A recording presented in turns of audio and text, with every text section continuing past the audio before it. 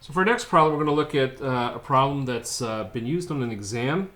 And it's not a disaster problem, but there always is a significant group of the class that has trouble with the kinematic aspect of how this thing moves.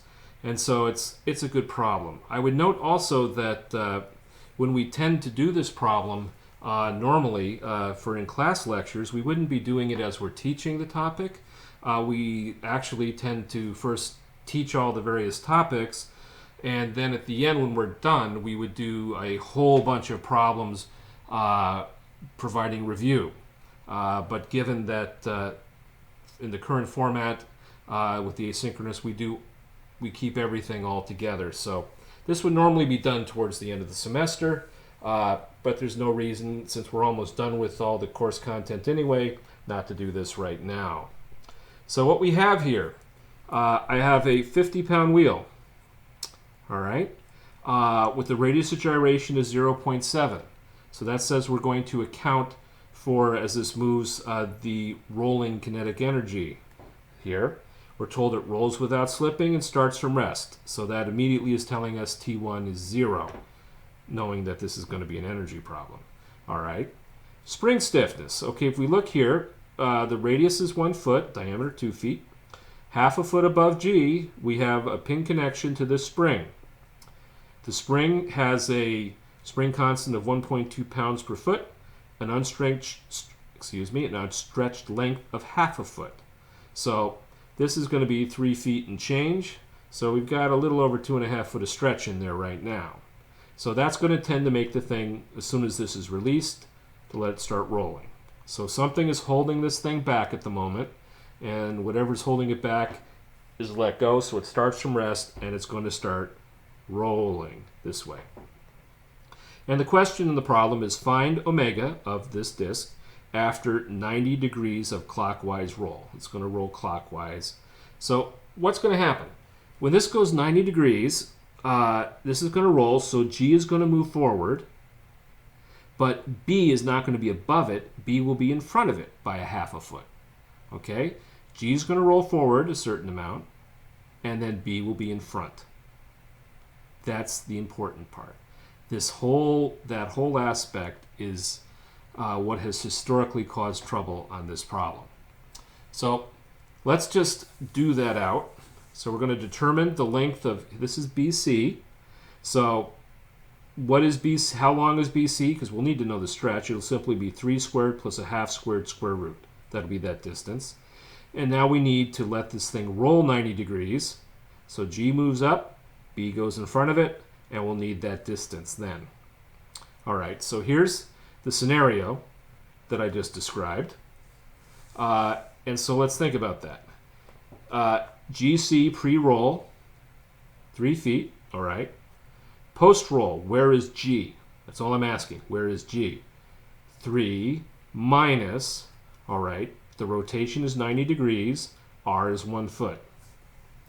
So this is just arc length. The arc length that we go through is how far G is going to move up. Pi over 2 times 1.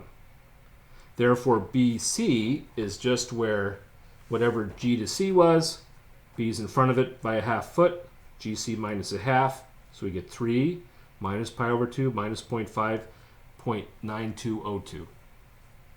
That's, at this point, I think the problem is basically all done. This is, from here, very straightforward. So we have energy. T1 is 0. Okay? So what we're going to do next is V1, T2, V2, and just step through them. So what have we got? Okay, this is massless. It's spring, so we have potential energy in the spring, but we don't have to worry about gravity. The wheel is rolling on level ground, so there's no, this will be our reference. So V relative to gravity, V1 equals V2. So here's what we have. For the spring, 1/2, 1.2, the spring constant. All right, the initial length, 3 squared plus half squared square root. Have that. Minus the unstretched length, 0.5. All right, so that's the initial potential energy. Let's just go up a bit. We'll leave the picture. And so let's see what we have in the world of kinetic energy. don't have to worry about the spring. We just have this wheel, which is rolling. So we have velocity for the center of mass. We have angular velocity as well for the wheel. Okay, so we have, if I look at IG, so 1/2 IG omega squared, we were given the radius, wrong thing, we're giving the radius of gyration, so that's mass times k squared, that's what we have right here, so 50 pounds on 32.2, the radius of gyration was 0.7, square that, bam, here's IG, so we have 1/2 IG omega squared, which we are going to need to figure out. All right. How fast is this thing going? Well, the velocity of the wheel is just omega times r. R is 1, so it's kind of boring. So we have 1/2, 50 on 32.2. There's the mass times omega squared. So that made that very straightforward to work with. And now we just have V2. All right. Well, we figured out that, so for V2, we have 1/2 the spring constant. And what did we figure out? If we go up to here, the distance from C, the pin, to where B is 0.9202. We figured that out exactly. So 0.9202 is the total length minus 0.5, the unstretched length.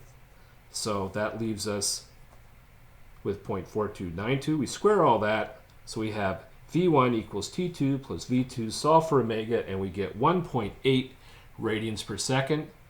We have one more problem to do. See you in a moment.